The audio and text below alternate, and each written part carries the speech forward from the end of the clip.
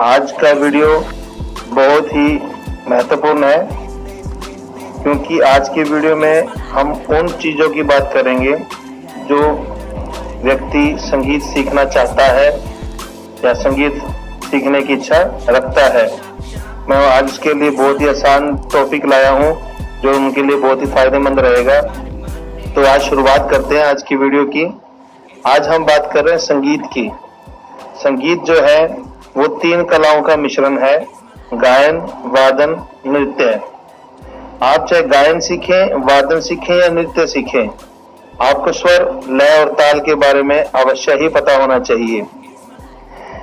गायन में भी स्वर, लय और ताल की आवश्यकता पड़ती है, वादन में भी स्वर, लय, ताल की आवश्यकता पड़ती है और नृत्य में गायन, वादन दोनों के साथ साथ अपने अंग संचालन के साथ भाव मुद्राओं की जो है सीखनी पड़ती है। तो आज जो हम बात करेंगे वो हम गायन की बात करेंगे। और गायन के अंदर या वादन सीखना चाहते हो या गायन सीखना चाहते हो, इन दोनों में इंपॉर्टेंट क्या है? सबसे ज्यादा स्वर। हमने संगीत की शुरुआत, चाहे हम गायन करें, चाहे वादन, चाहे नृत्य, स्वर के बारे में हमें पूरी नॉलेज होनी चाहिए। अब संगीत में स्वर क्या है?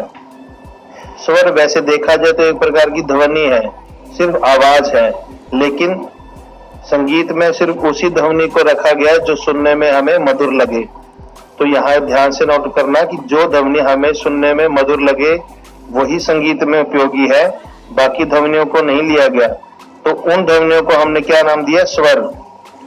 तो हमारे पास कुल यहाँ पर 12 स्वर होते हैं। अब वो 12 स्वर कौन कौन से हैं जो हम हारमोनियम पे या बांसुरी पे यूज करते हैं, कोई भी इंस्ट्रूमेंट भी सीखते हैं तब भी यूज करते हैं, और अगर सिंगिंग सीखते हैं तब भी यूज करते हैं। तो हमने यहाँ क्या नोट करना है कि उन 12 स्वरों में से 7 तो शुद्ध स्वर होते हैं। क्या होते हैं? 7 शुद्ध स्वर, और उनमें से 4 होते हैं कोमल स्वर और 1 होता है तीव्र स्वर। अब शुद्ध स्वर क्या होता है, कोमल स्वर क्या होते हैं, तीव्र स्वर क्या होते हैं, इसके बारे में ध्यान देंगे। शुद्ध स्वर वो होते हैं जो कभी भी अपना स्थान चेंज नहीं करते। आपने देखा होगा हारमोनियम के अंदर 2 ब्लैक बटन, फिर 3 ब्लैक बटन, फिर 2 ब्लैक बटन, फिर 3 ब्लैक बटन ऐसे दिए होते हैं। तो उनमें शुद्ध स्वर जो होते हैं वो सा रे गा मा पा धा नी दिया होता है। इनमें खास बात क्या होती है कि आप हारमोनियम के किसी भी बटन को आप सा मान लीजिए, शुरुआत में किसी भी बटन को आप क्या मान लीजिए? सा, और एक एक बटन छोड़ते जाइए, यानी कि सा के बाद एक बटन छोड़ देंगे तो उससे नेक्स्ट क्या होगा? रे। रे के बाद आप एक बटन छोड़ देंगे तो उससे नेक्स्ट क्या होगा? गा। बस यहाँ पर एक ध्यान रखना है कि गा और जो नी, इसके बाद किसी भी बटन का गैप नहीं होगा। गा के तुरंत बाद मा होगा और नी के बाद तुरंत सा होगा। तो शुद्ध स्वर हमारे क्या होंगे कि हारमोनियम के किसी भी स्वर बटन पर आप हाथ लगाएंगे, शुरू में स्टार्टिंग में जिस स्वर पे हाथ लगाएंगे वो सा ही होता है। आप सा से एक एक बटन का गैप करते जाइए तो हमारे पास 7 शुद्ध स्वर आ जाएंगे। अब बात करें कि कोमल स्वर। कोमल स्वर वो होते हैं जो स्वर अपना शुद्ध स्थान छोड़कर एक स्वर पहले प्रयोग होता है।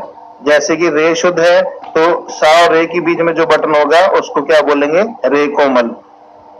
गा शुद्ध है तो गा शुद्ध से पहले क्या आएगा? गा कोमल। तो कोमल स्वर का जो परिभाषा क्या बनती है कि जो शुद्ध स्वर अपना निश्चित स्थान छोड़कर एक स्वर पहले प्रयोग किया जाता है या नीचे प्रयोग किया जाता है वो कोमल स्वर कहलाता है। और कोमल स्वर के नीचे क्या आएगी? लेटी रेखा आएगी। फिर है तीव्र स्वर। तीव्र स्वर एक ही होता है, वो होता है मा। इसमें खास बात है कि जैसे कोमल तो शुद्ध स्वर से पहले लगते थे, लेकिन तीव्र स्वर शुद्ध स्वर के बाद में प्रयोग किया जाता है। और इसका चिन्ह क्या रहेगा? इसके ऊपर खड़ी रेखा। तो यहाँ हमने सीखे 12 स्वर कौन कौन से होते हैं। अब इनको एक सीक्वेंस में हम रखते हैं कि 12 के 12 स्वर कैसे रखते हैं। तो कुल 12 स्वर क्या है?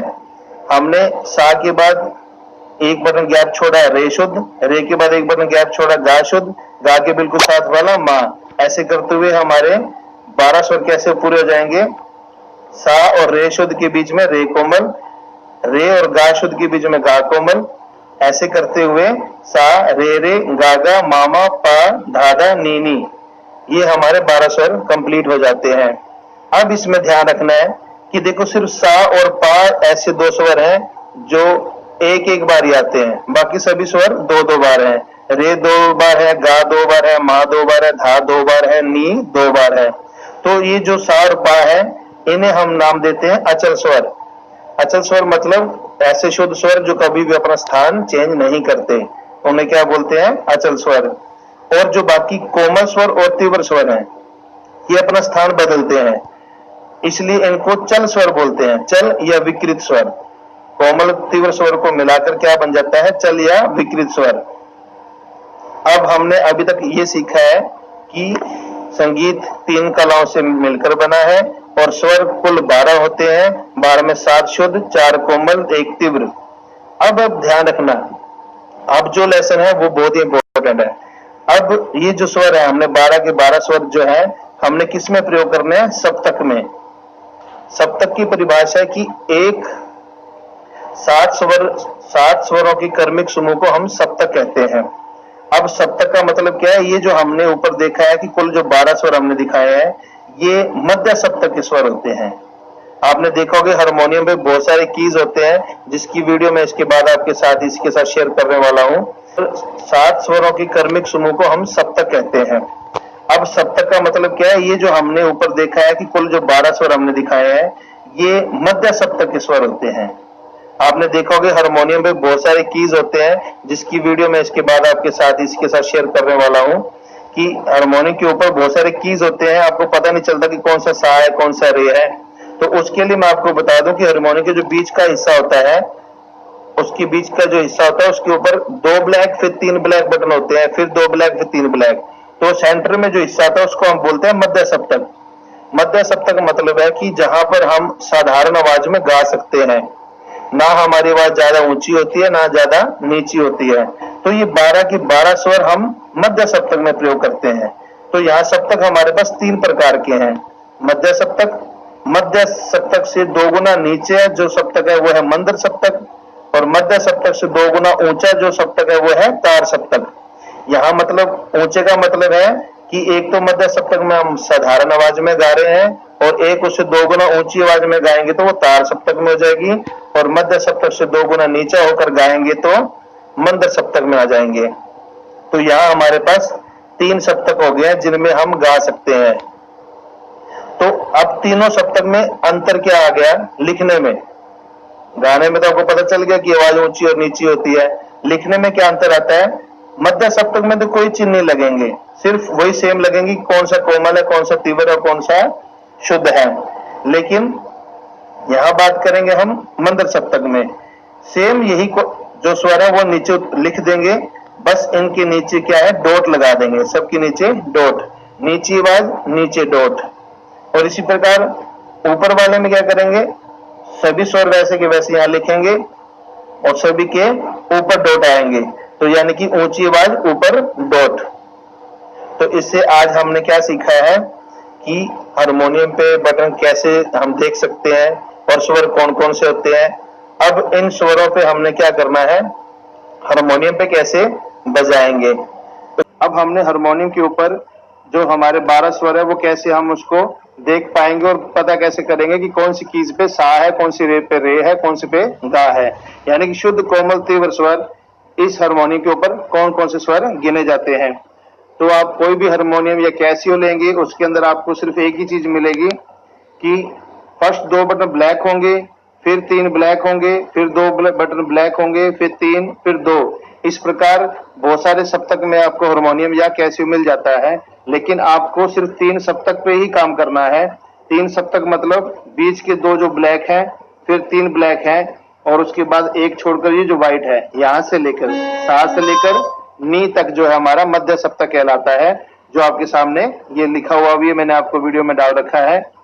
तो यहाँ आप शुद्ध स्वर पहले प्ले करेंगे। शुद्ध स्वर यानी कि जैसे मैंने आपको बता रखा है कि शुद्ध स्वर प्ले करने के लिए आप सा को यहाँ पर मान लीजिए ये सा है, इसके बाद आप एक एक बटन का गैप देते जाइए तो हमारे शुद्ध स्वर आ जाएंगे। बस आपको वहां ध्यान रखना है कि गा के बाद वाले में गैप नहीं देना और ना ही नी के बाद जो है आपको गैप नहीं देना है।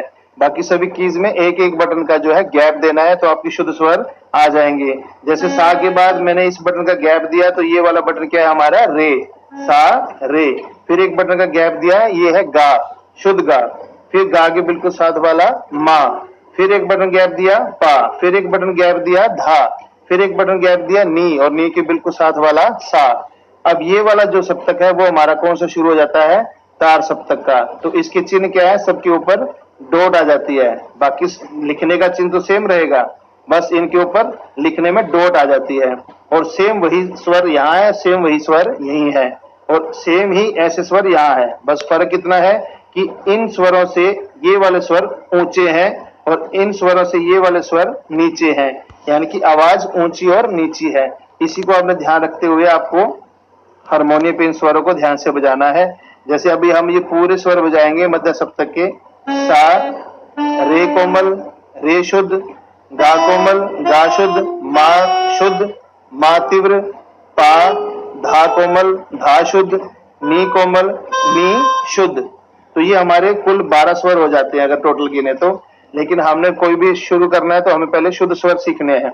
अब इसके बाद मध्य सप्तक से मंद्र सप्तक में जाएं तो ये सात है, सात से नीचे जाएंगे तो हमारे पास नी शुद्ध होगा लेकिन मंद्र सप्तक का होगा, नी कोमल होगा बट मंद्र सप्तक का होगा, धा शुद्ध होगा, धा मंद्र सप्तक का होगा। इसी प्रकार हम नीचे जाएंगे तो सा तक वापिस पहुंच जाएंगे, और ऊपर जाएंगे तो वैसे ही सा तक पहुंच जाएंगे। इससे ऊंचे भी स्वर होते हैं, बट हमारे जो संगीत सीखना है उसके लिए हम 3 सप्तक हमारे लिए बहुत इंपॉर्टेंट है, और इन 3 सप्तक पर ही हम गाया बजा सकते हैं। तो आपको ये वीडियो कैसी लगी, आप इसके बारे में जरूर शेयर करें, कमेंट बॉक्स में मुझे मैसेज जरूर छोड़ें ताकि मैं इसमें और अच्छी आपको क्लिप भेज सकूं। इसके अलावा मैं जो नेक्स्ट वीडियो डाल रहा हूं उसके अंदर आपको हारमोनियम पे हाथ कैसे चलाना है, आरोह अवरोह अलंकार कैसे सीखकर कैसे हारमोनियम प्ले करना है, वो आपको वीडियो भेजने का आप जो है लिंक जरूर देख लें इसी वीडियो की डिस्क्रिप्शन पे। Thank you.